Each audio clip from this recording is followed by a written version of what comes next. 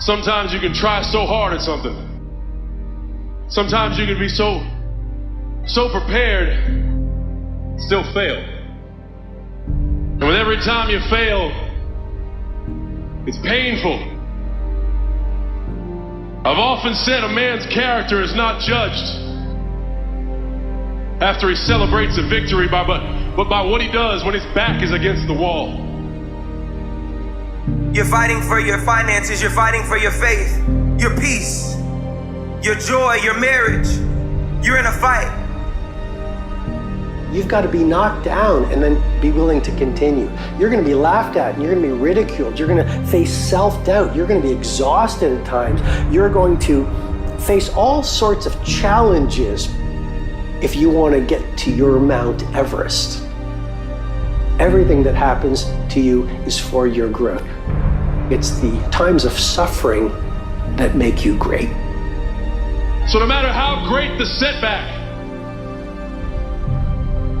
how severe the failure, you never give up. Your conditions are not always in your control.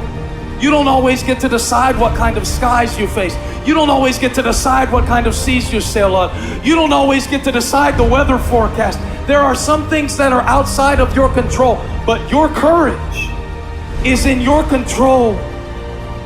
Come on, you got to keep your courage up.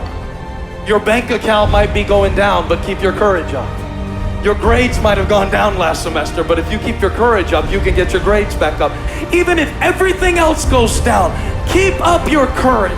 If you gotta borrow some money, if you gotta take a little while, if you gotta take a time out, just keep going forward and it will happen.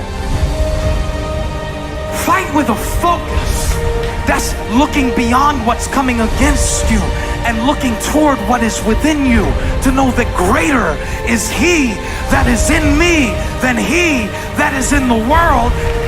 Come on, you need to remember, this is not your first rodeo, cowboy. This is not the first time you cried. This is not the first time you were short of breath. This is not the first time you didn't see a way clear. This is not the first time you were hurt. This is not the first time your heart was broken. This is not the first time you didn't have enough money. This is not the first diagnosis that came up from behind.